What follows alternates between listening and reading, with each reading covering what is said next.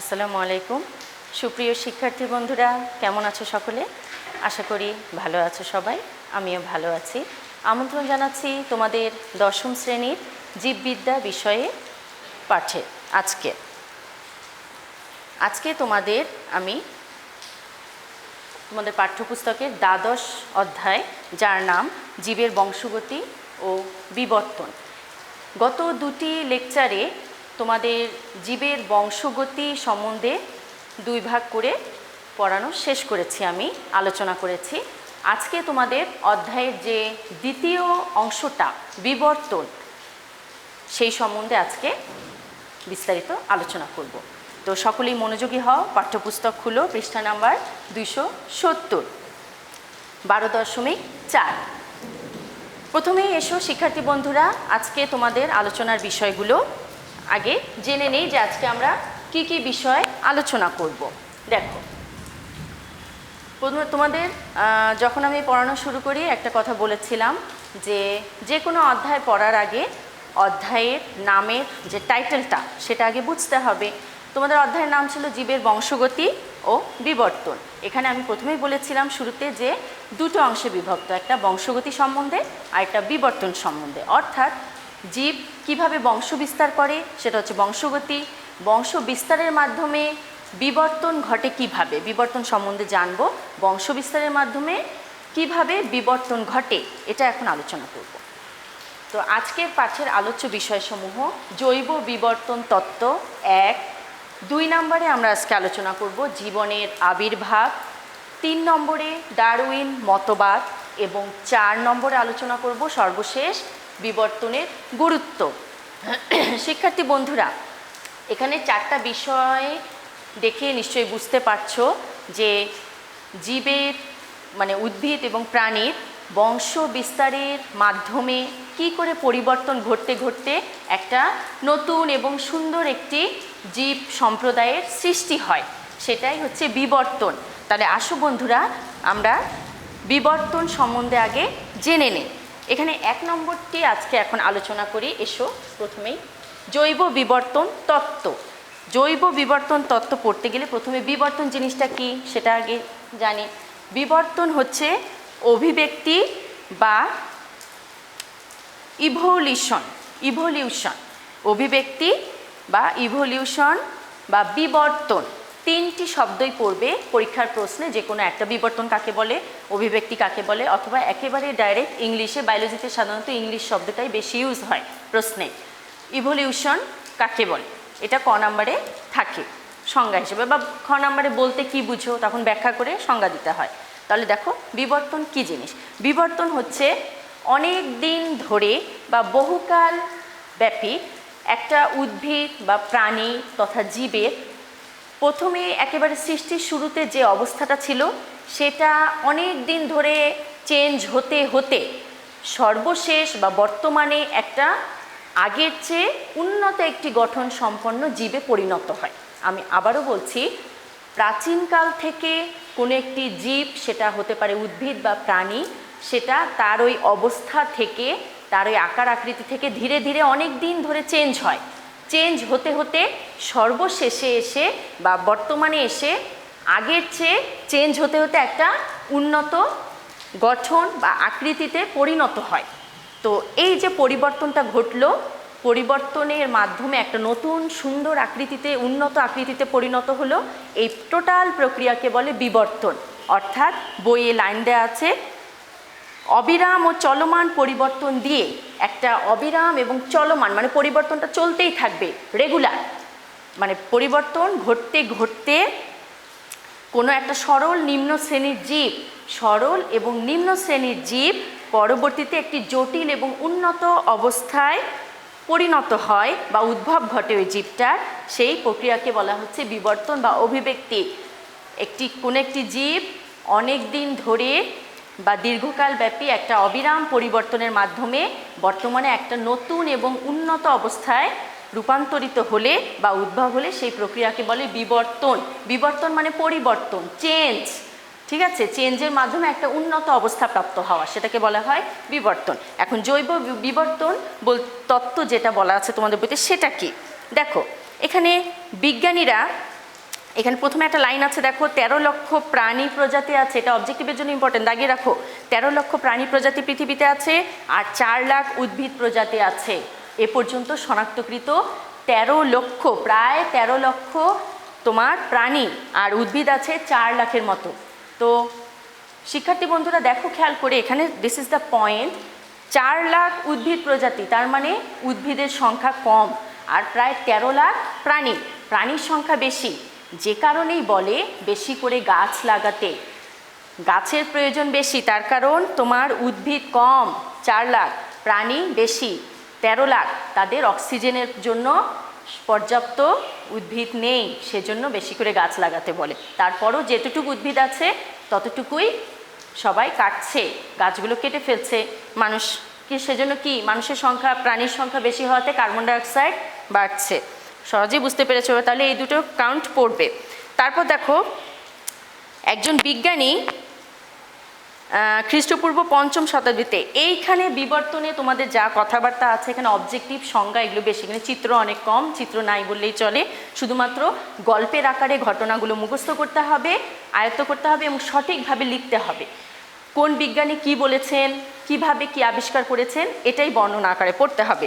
দেখো, জেনোফেন নামের একজন বিজ্ঞানী 5ম শতাব্দীতে জীবাশ্ম ফসিল, এটা ইংলিশে দেওয়া আছে ফসিল, অনেক সময় বাংলায় দন্তেশ্বয় রশ্মি ল দিয়ে আসে, বলে ফসিল কাকে বলে বা কি, তা জীবাশ্ম এখানে বলা আছে।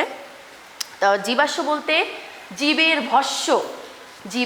ভস্য, একটা প্রাণী বা উদ্ভিদ মারা গেছে মাটির নিচে অনেক দিন পর, তুমি যদি কবর খোঁড়ো তাহলে কি দেখবে, কঙ্কাল, একেবারে হাড় শুধু পাওয়া যাবে কবর খুললে, তাই না মানুষের, তাহলে ওই হাড়গুলোই কিন্তু জীবাশ্ম, মানে অনেক দিন আগে কোনো প্রাণী মারা গেছে, কোনো মানুষ মারা গেছে, বা তুমি গরু ছাগল যেটাই হোক, যে কোনো প্রাণী, তার ফসিল, তার যে জীবনের অংশ, সে আগে জীবিত ছিল, সে মাটি খুঁড়ে যা পাওয়া যায় সেটা তার জীবনের অংশ, জীবন নেই কিন্তু তার দেহের একটা অংশ, ওটাকে বলা হয় জীবাশ্ম। দেখো তাহলে অনেক দিন আগের কোনো একটি প্রাণীর তিনি একটা অংশ খুঁজে পেয়েছিলেন, ওই জন্য বলা হচ্ছে জীবাশ্ম। 4th শতাব্দীতে, খ্রিস্টপূর্ব 4th শতাব্দীতে গ্রিক দার্শনিক অ্যারিস্টটল, এটা ভালো করে দাগাবে এবং বিজ্ঞানীদের নামের বানান যদি ভুল করো নম্বর কাটা যাবে, গ্রিক, এবং সেই বিজ্ঞানী কোন দেশের সেটা অবজেক্টিভে আসে, যেমন অ্যারিস্টটল কোন দেশের, গ্রিক কিন্তু জাতির নাম আর গ্রিস হচ্ছে দেশের নাম, গ্রিক তার জাতির নাম, তাহলে অ্যারিস্টটল, দার্শনিক অ্যারিস্টটল কোন দেশের, গ্রিস, আর অ্যারিস্টটল দার্শনিক না পদার্থবিদ না রসায়নবিদ, এভাবে অবজেক্টিভে আসে কিন্তু, তাহলে গ্রিক দেশ, সে দার্শনিক, নাম অ্যারিস্টটল, 3 পার্ট করে পড়বে।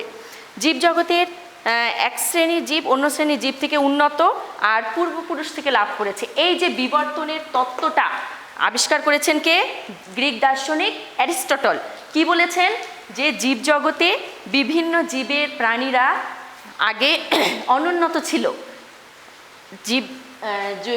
জৈব বিবর্তন যে তত্ত্বটা সেটা কি বলেছে, যে অবিরাম এবং চলমান পরিবর্তনের মাধ্যমে চেঞ্জ হয়, তাহলে কোনো একটা প্রাণী প্রজাতি বা জীবের কোনো একটা শ্রেণী প্রথমে অনুন্নত ছিল, সেইটা ধীরে ধীরে চেঞ্জ হতে হতে উন্নত হয়েছে, উন্নত হয়ে সেটা পূর্বপুরুষ থেকেই আসছে, আগে একই জীব একই প্রাণী উদ্ভিদ সেটা চেঞ্জ হয়ে হয়ে উন্নত হয়েছে, জাস্ট এটাই। তাহলে এইটাই হচ্ছে তোমার জৈব বিবর্তন তত্ত্ব। আমি আবারও বলছি, এটা খুব ইম্পর্টেন্ট, 3 স্টার দাও, যে তোমার কোনো একটি জীব শ্রেণী সেটা পূর্বপুরুষ থেকেই ধীরে ধীরে পরিবর্তন হতে হতে উন্নত হয়েছে, এটাই হচ্ছে জৈব বিবর্তন তত্ত্ব। আচ্ছা গেল, জৈব বিবর্তন তত্ত্বের পরে একেবারে শেষ প্যারাতে দেখো, ওখানে বলা আছে প্রায় 450 কোটি বছর, 4.5 বিলিয়ন, দুটোই পড়বে, মিলিয়ন মানে কি লাখ, লক্ষ বলতে পারো, লাখও বলতে পারো, আর বিলিয়ন হচ্ছে কোটি, মিলিয়ন বিলিয়ন, তোমরা কাউন্টটা জানো, তো এই দুটোই পড়বে। এটা তোমরা ক্লাস 6-এর বিজ্ঞান বইতে পড়েছিলে, যে পৃথিবী এক সময়, এখানে যে দেখো প্রাণের উৎপত্তি, একটা জীব অনুন্নত অবস্থা থেকে পূর্বপুরুষ থেকে বর্তমানে একটা উন্নত অবস্থায় পরিণত হয়েছে, ঠিক আছে, কিন্তু পৃথিবীটা কেমন ছিল, পৃথিবীতে যে জীব সম্প্রদায় এসছে, পৃথিবীটা কেমন ছিল, পৃথিবী আগে ছিল উত্তপ্ত, একটা উত্তপ্ত পিণ্ড, সেই উত্তপ্ত পিণ্ডটা ধীরে ধীরে কি হয়েছে, ঠান্ডা হয়েছে, ঠান্ডা হওয়ার পর তারপর পৃথিবীর উপর পৃষ্ঠে মেঘ সৃষ্টি হয়েছে, মেঘ থেকে বৃষ্টি পতিত হয়ে সাগর নদী জলভাগগুলো সৃষ্টি হয়েছে। এটাই হচ্ছে বিজ্ঞানীদের একটা পৃথিবী উৎপত্তি হওয়ার একটা ক্লু বা রুলস। তাহলে এখানে এটা বলা আছে যে পৃথিবীতে কি করে জীব সম্প্রদায়গুলো টিকে আছে বা পৃথিবী কি করে সৃষ্টি হয়েছে, এটা একটা। তারপরের প্যারাতে আছে দেখো, এই যে বিবর্তনের ইংলিশ শব্দটা ইভলিউশন, উচ্চারণ আমি বলেছি সঠিক উচ্চারণ সঠিক বানান লিখতে সহায়ক।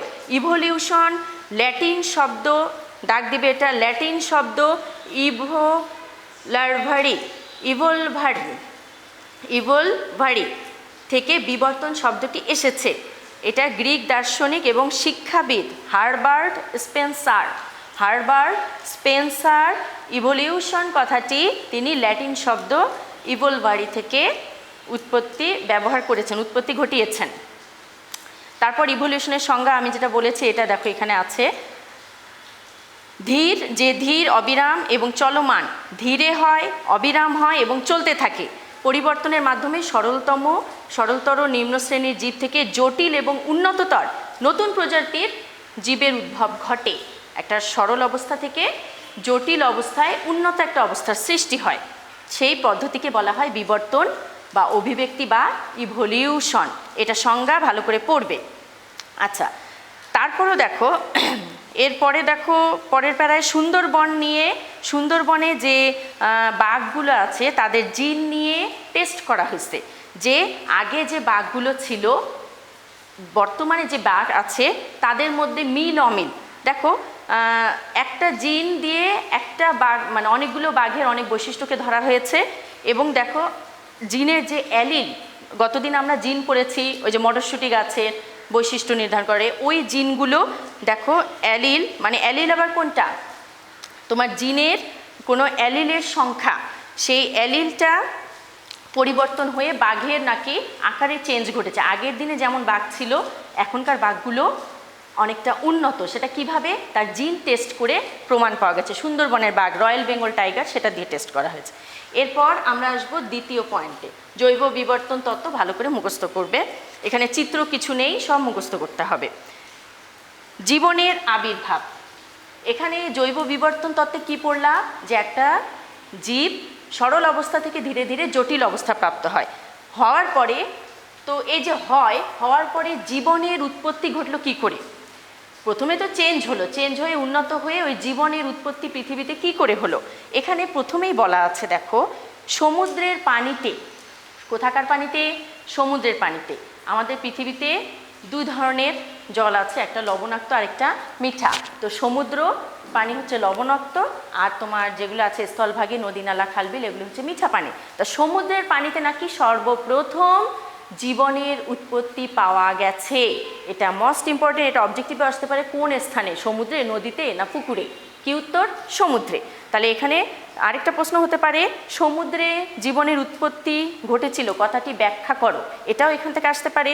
এখানে দেখো বিজ্ঞানীরা দুটি যুক্তি রেখেছেন, এটা ইম্পর্টেন্ট, এই প্যারাটা চিহ্নিত করবে। অধিকাংশ জীবকোষ এবং দেহস্থ রক্ত অন্যান্য তরলে নানা রকম লবণের উপস্থিতি, তার মানে এই যে আমরা প্রাণীরা, আমাদের রক্ত যে তরল এটা কিন্তু লবণাক্ত, তাই না, রক্ত কিন্তু লবণাক্ত। তাহলে সমুদ্রের পানিও লবণাক্ত, তাহলে ওই লবণাক্তের যে সিমিলারিটি, একই, আমাদের রক্তে আছে লবণ, সমুদ্রের পানিতেও আছে লবণ, সেজন্যই সমুদ্রের পানির ভিতরে নাকি জীবনের উৎপত্তি প্রথম ওই সমুদ্রের পানি থেকেই প্রাণীর দেহে রক্তটা গেছে কোষের মাধ্যমে। সেজন্য আমাদের এই যে পৃথিবীতে স্থলভাগে যে আমরা প্রাণীরা আছি, আমাদের রক্ত এখনও কি লবণাক্ত হয়ে আছে, এটা একটা বিজ্ঞানীদের মতবাদ। দ্বিতীয়ত বলেছে, সমুদ্রের পানিতে এখনও অনেক সরল এবং এককোষী জীব বাস করে। এখানে একটা পয়েন্ট আমি বলতে চাচ্ছি জীবনের আবির্ভাবে, যে সরলতম, তোমার জৈব বিবর্তন তত্ত্বে কি পড়েছো, সরলতম অবস্থা থেকে পরবর্তীতে উন্নত হয়। তাহলে পৃথিবীতে যে সরলতম জীবগুলো, যেগুলো অনুজীব কোনগুলো, ছত্রাক, ভাইরাস, ব্যাকটেরিয়া, এগুলো থেকেই জীবনের উৎপত্তি হয়েছে। তার কারণ জৈব বিবর্তন তত্ত্বে কী ছিল, সরলতম জীব থেকে ধীরে ধীরে জটিল অবস্থায়, তাহলে ওই সরলতম জীবগুলো থেকেই জীবনের উৎপত্তি ঘটেছে। সেই সরলতম জীব কি, ব্যাকটেরিয়া জাতীয়, যেগুলো ভাইরাস, ব্যাকটেরিয়া। দেখো এখানে এই যে 2 নম্বর পয়েন্টটা আমি এখানে নিয়ে এসেছি নিচে, তোমাদের বইতে 272 পৃষ্ঠায় আছে, দেখো নিচে একেবারে এটাকে চিত্রগুলো তোমরা না আঁকলেও হবে, শুধুমাত্র লেখাগুলো এভাবে দিবে। দেখো ফোকাসে লেখাগুলো তোমরা এভাবে দিবে তাহলেই হবে। প্রোটিস্টা, নিচে কি ধরেছে? প্রোটিস্টা, তার মানে প্রোটিস্টা হচ্ছে একটা সরলতম জীব। এখানে তোমার ব্যাকটেরিয়াও দিতে পারতো। প্রোটিস্টা, প্রোটিস্টা থেকে দেখো এক পাশে প্রাণী সৃষ্টি হয়েছে, আরেক পাশে দেখো উদ্ভিদ। এক পাশে প্রাণী জগৎ, আরেক পাশে উদ্ভিদ। তোমরা এটা গাছের মতো করে একটার পর আরেকটা কি আছে শুধু লেখাগুলো দিলেই হবে। আমি আবারও বলছি, ছবিগুলো আঁকতে হবে না। প্রোটিস্টা দেখো এখানে প্রোটোজোয়া, এককোষী, এগুলো এককোষী থেকেই ধীরে ধীরে বহুকোষী জীবের সৃষ্টি হয়েছে। প্রোটোজোয়া থেকে স্পঞ্জ, স্পঞ্জ জাতীয় স্পঞ্জিলা, সামুদ্রিক একটা আছে জেলিফিশ, এগুলো সবগুলোই দেখো তোমার সমুদ্র থেকে। এদিকে প্রাণী যদি উদ্ভিদ যদি দেখো সিলেন্টারেটা, সিলেন্টারেটা তোমরা ক্লাস 8-এ পড়েছো, ফাঁপা দেহ, এটাও কিন্তু সামুদ্রিক তোমরা জানো। কীট, এগুলো মাটির নিচে থাকে, এগুলো আস্তে আস্তে স্থলভাগে দেখো স্থলজ উদ্ভিদ। এখানে আগে দেখো প্রোটিস্টা থেকে প্রোটোজোয়া, স্পঞ্জ, একাইনোডার্মাটা। একাইনোডার্মাটাগুলো কি কি বলো তো? এই যে তোমার একদম বিছা পোকা যেগুলো, ওগুলো একাইনোডার্মাটাগুলো মাটিতে থাকে। তারপর ওখান থেকে দেখো মেরুদণ্ডী প্রাণী, মেরুদণ্ডী তো অনেক প্রাণী আছে তোমরা জানো, মাছ, উভচর, স্তন্যপায়ী, পাখি, সরীসৃপ। মাছ তো পানিতে তোমরা জানো, তারপর উভচরগুলো পানি স্থলে দুটোই, তারপর স্তন্যপায়ী, সরীসৃপ, পাখি, এগুলো কি একেবারেই স্থলভাগে। আমরা কিন্তু সরীসৃপ, মানুষ কোনটা? ম্যামেলিয়া, স্তন্যপায়ী, তাই না? আমরা স্তন্যপায়ী, আমরা সরীসৃপে না, আমরা স্তন্যপায়ীতে তোমরা জানো। সরীসৃপে আছে তোমার কুমির, টিকটিকি, যারা বুকে ভর দিয়ে চলে। সরীসৃপও আমাদের মতো স্থলভাগে আছে, তাই বললাম। পাখি আছে একেবারে উপরে, স্থলভাগের উপরে, স্থলভাগে তারা কম থাকে। তাহলে এখানে টোটালটা কি দাঁড়ালো? একেবারে সমুদ্রের নিচে যে সরলতম জীব ক্ষুদ্র প্রোটিস্টা, সেখান থেকে একেবারে তোমার সাগর সমুদ্রে থেকে অতিবাহিত হয়ে আস্তে আস্তে স্থলভাগে একেবারে আকাশে যেটা থাকে পাখি, প্রাণী, প্রাণীর অংশ গেল। এভাবে বুঝে পড়বে, ভুল হবে না। তারপর দেখো উদ্ভিদ, প্রোটিস্টা থেকে উদ্ভিদ, উদ্ভিদ আসলো, এটা মনে করো তোমার সমুদ্রের নিচেও কিন্তু কি আছে? জলজ উদ্ভিদ আছে। জলজ উদ্ভিদ, সিলেন্টার, এটা একটা প্রাণী সমুদ্রের। কীট পতঙ্গ এগুলো সমুদ্রের পানিতে থাকে। তারপর দেখো উদ্ভিদ থেকে সামুদ্রিক আগাছা, সমুদ্রের নিচে যে উদ্ভিদগুলো থাকে, সেখান থেকে আবার স্থলজ উদ্ভিদ, মানে স্থলভাগের যে উদ্ভিদগুলো। তাহলে একদিকে প্রাণীর অংশ, আরেকদিকে উদ্ভিদের অংশ, যা যা লেখা আছে ওইভাবেই স্ট্রাকচারটা আঁকতে হবে। এবং এটার টাইটেলটা কি? একটা চিত্রে আমি বলেছি অবশ্যই টাইটেল দিতে হবে। বিবর্তন বহু শাখা প্রশাখায় একই সাথে ঘটে চলা অসংখ্য পরিবর্তনের একটি জটিল নেটওয়ার্ক। এখানে যে বিবর্তনটা ঘটেছে, একটা অনুন্নত ক্ষুদ্র সরলতম জীব থেকে আস্তে আস্তে চেঞ্জ হয়ে একটা জটিল প্রাণী, পাখি, স্তন্যপায়ী, সরীসৃপ, এদের শরীর কি? আমাদের শরীর জটিলভাবে তৈরি। তাহলে ক্ষুদ্র প্রাণী থেকে কি হলো? জটিল প্রাণী, ক্ষুদ্র উদ্ভিদ থেকে স্থলজ উদ্ভিদ বড়গুলো সৃষ্টি হয়েছে। তাহলে এটার একটা জটিল নেটওয়ার্ক, কানেকশন। তোমার এখানে প্রোটিস্টা ছাড়া উভচর হবে না, মেরুদণ্ডী না ধরলে স্তন্যপায়ী বলা যাবে না। তাহলে একটা জটিল কানেকশন। তারপর দেখো এরপর তোমাদের আছে মোস্ট ইম্পর্টেন্ট 3 নাম্বার, ডারউইন মতবাদ। এটা 3 স্টার দাও একদম, খুবই ইম্পর্টেন্ট। ডারউইন মতবাদ, আরেকটা আছে ডারউইনবাদ। দুটো শব্দ ইউজ করা হয়, দুটোই পড়বে। ডারউইন এই যে জৈব বিবর্তন তত্ত্ব যা শিখলে, জীবনের আবির্ভাব কিভাবে ঘটেছে, এগুলোর ভিত্তিতে ডারউইন তার মতবাদ প্রেরণ করেছেন। এবং সেটা কত সালে? দেখো বিজ্ঞানী চার্লস ডারউইন, এটা ওনার জন্মসাল আছে 1809 থেকে 1882, এটা পড়বে। উনি কোন দেশের বিজ্ঞানী? ব্রিটিশ। কোন বিজ্ঞানী? দার্শনিক না পদার্থবিদ? প্রকৃতি বিজ্ঞানী। আমি বলেছি কোন দেশের বিজ্ঞানী, সে কি বিজ্ঞানী এবং তার নাম, 3টে আলাদা করে পড়বে। দেখো তিনি একটা প্রশান্ত মহাসাগরে গিয়েছিলেন, গ্যালাপ্যাগোস দ্বীপপুঞ্জে, সেখানে ইংল্যান্ডের প্রশান্ত মহাসাগরে না, ইংল্যান্ডের স্রাসবেরি শহরে জন্মগ্রহণ করেন, ঠিক আছে, এটা একটা পয়েন্ট। আর প্রশান্ত মহাসাগরের গ্যালাপ্যাগোস দ্বীপপুঞ্জে, বানানটা ভালো করে দেখবে, পরিভ্রমণ করতে গেছেন। ওখানকার উদ্ভিদ সম্প্রদায় দেখে, প্রাণীকুল সম্প্রদায় দেখে তিনি বিস্মিত হয়েছেন এবং আকর্ষিত হয়েছিলেন যে এটা কিভাবে হলো। তখন তিনি তার মতবাদ প্রেরণ করেন এই জৈব বিবর্তন আর জীবনের আবির্ভাবের উপর ভিত্তি করে।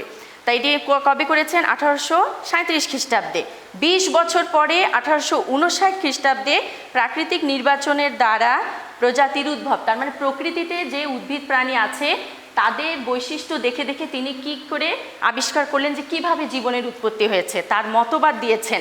কিন্তু দুঃখজনক হলেও সত্য যে ডারউইনের মতবাদটি গ্রহণযোগ্য হয়নি। ডারউইন বলেছিলেন ঠিকই, কিন্তু পরবর্তীতে বিজ্ঞানীরা আরও কিছু বলার কারণে ওনার মতবাদটি গ্রহণযোগ্য হয়নি, উনি আবিষ্কারক নন, ঠিক আছে। তারপরও ওনার মতবাদটা প্রচলিত, উনি আবিষ্কারক নন কিন্তু উনি যে মতবাদটা দিয়েছিলেন সেটা আজও প্রচলিত এবং আজও জনপ্রিয়। এবার এসো শিক্ষার্থী বন্ধুরা, ওনার যে মতবাদ উনি কি বলেছেন সেইটার উপরেই দেখো, তোমরা এটা গল্পের আকারে পড়বে, খুব ইন্টারেস্টিং জিনিস, আমি পয়েন্টগুলো লিখেছি, বর্ণনাগুলো পড়বে, ভালো লাগবে এবং ভালো করে মুখস্থ করবে। একটা পয়েন্ট যদি বাদ যায় নম্বর কম আসবে। এখানে কোনো চিত্র নেই, শুধু পড়তে হবে। দেখো, অত্যাধিক হারে বংশবৃদ্ধি, ওনার মতবাদের সাথে তুমি আমি সবাই একমত হব, উনি যা বলেছেন আসলে কিন্তু প্রকৃতিতে তা ঘটে, এজন্যই উনি আবিষ্কারক নন, তারপরও ওনার মতবাদ আজও প্রচলিত। অত্যধিক হারে বংশবৃদ্ধি, আসলেই তো একটা প্রাণী উদ্ভিদ কি মানে জন্ম নেওয়ার পর বেড়ে ওঠার পর মারা যায়, শেষ হয়ে যায় তার জীবনকাল, তার জীবনকাল শেষ হয়ে যায়, কিন্তু সে কি রেখে যায়, তার কি বংশধর রেখে যায়। সেই জন্য আবার সে যখন বড় হয় সেও একটা বংশধর রাখে, যেমন তোমার দাদা ছিলেন, তোমার বাবা, তুমিও বংশধর আনবে, তারাও আনবে, এরকম করে কিন্তু জেনারেশন চলে আসছে। তাহলে অত্যাধিক হারে বংশবৃদ্ধি হচ্ছে। এখানে দেখো একটা পয়েন্ট আছে, সরিষা গাছে উনি বলেছেন না, স্ত্রী স্যামন গাছ প্রজনন ঋতুতে 3 কোটি ডিম পাড়ে, এটা একটা মাছ, স্যামন মাছ। তারপর একজোড়া হাতি 750 বছরে হাতির সংখ্যা হবে 1,90,00,000। একজোড়া হাতি যদি বাচ্চা দিতেই থাকে তাহলে তাদের বাচ্চার সংখ্যা, তাহলে একটা থেকে অনেকগুলো একটা মাছ অনেক ডিম পাড়ে, একটা মাছ থেকে হাজার হাজার শয়ে মাছ জন্ম নেয়, সেটাই বলছে যে অত্যাধিক হারে বংশবৃদ্ধি হয়। সীমিত খাদ্য ও বাসস্থান, তো এই যে বংশবৃদ্ধি এতগুলো হচ্ছে, প্রাণী যে জন্ম নিচ্ছে এদের জন্য কিন্তু পৃথিবীটা অনেক ছোট, সেই হিসেবে পৃথিবী অনেক ছোট, তাদের বাসস্থানের সমস্যা আছে।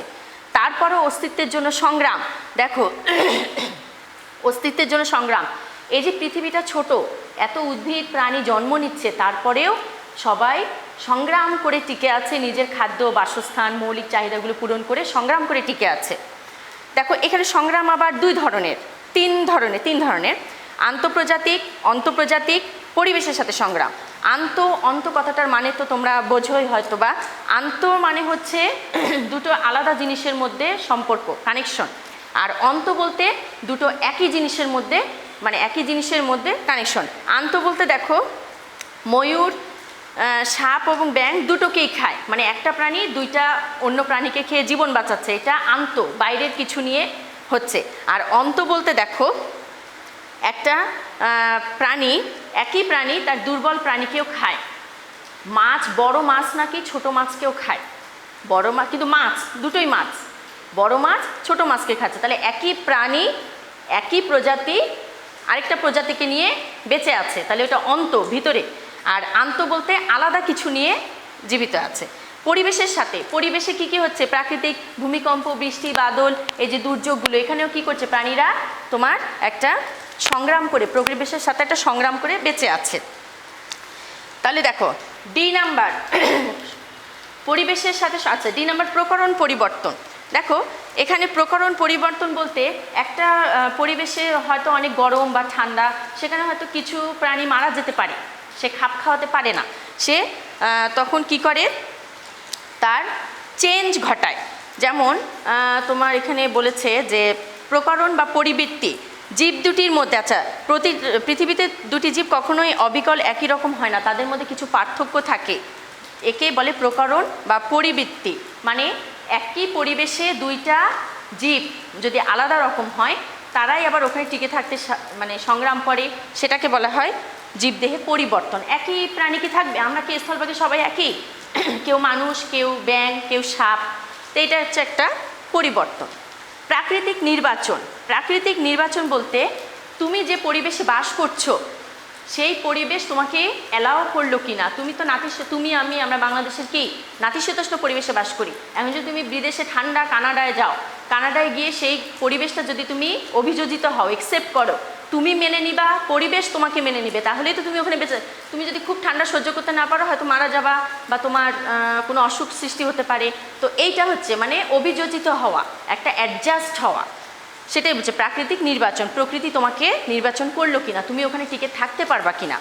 নতুন প্রজাতির উৎপত্তি, সব কিছু হয়ে যাওয়ার পরে নতুন প্রজাতির একটা উৎপত্তি ঘটবে।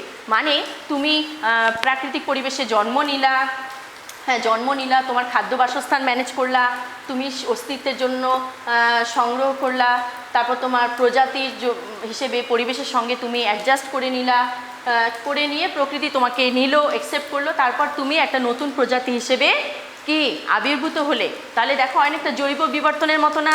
জৈব বিবর্তনে কি বলেছিলাম, যে একটা সরল অনুন্নত থেকে ধীরে ধীরে তোমার এই যে খাপ খাওয়াতে খাওয়াতে দেখো ডারউইনের মতবাদটা এর সাথে মিলে গেছে।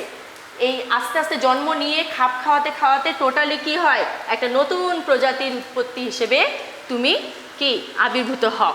তোমার যে কোনো প্রাণী, তুমি আমি যে কোনো প্রাণী একটা পরিবেশে জন্ম নেওয়ার পর পরিবেশের সব কিছু মিলিয়েই সেখানে অ্যাডজাস্ট করতে পারলেই নতুন প্রজাতির উৎপত্তি। এটাই জৈব বিবর্তন তত্ত্বের আলোকে ডারউইনের মতবাদ। এটা পুরাটাই মুখস্থ করবে। এবার সর্বশেষ যে টপিকসটা দেখো, বিবর্তনের গুরুত্ব। বিবর্তনের কি গুরুত্ব, যে এত কিছু আলোচনা করলে এখানে অবশ্যই এখন বুঝতে পারছো এটা নিশ্চয়ই কোনো গুরুত্ব আছে। কি গুরুত্ব সেটা সামারি আকারে বলা যায় যে তুমি একটা পরিবেশে জন্মগ্রহণ করবে, যে কোনো উদ্ভিদ বা প্রাণী, সে পরিবেশের সব কিছুর সাথে তাকে মানিয়ে নিতে হবে, পরিবেশ তাকে মানিয়ে নিবে, তাহলেই তোমার একটা টোটালি নতুন প্রজাতি হিসেবে তুমি আবির্ভূত হতে পারবা। এটাই হচ্ছে গুরুত্ব। তাহলে বিবর্তন সম্বন্ধে জানতে হবে। তো সুপ্রিয় শিক্ষার্থীবৃন্দ, আজকে এই পর্যন্ত আলোচনা ছিল। এখন তোমাদের বাড়ির কাজটা লিখে নাও। বাড়ির কাজ আজকে, যেহেতু বিবর্তন সম্বন্ধে পড়লে, সেজন্য বিবর্তনের গুরুত্বটা কি হবে সেটাই তোমাদের বাড়ির কাজ।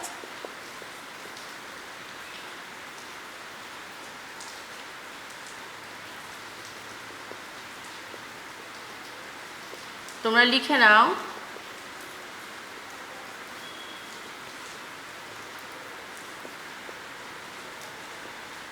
দেখো, প্রজাতির টিকে থাকায় বিবর্তনের গুরুত্ব ব্যাখ্যা করো।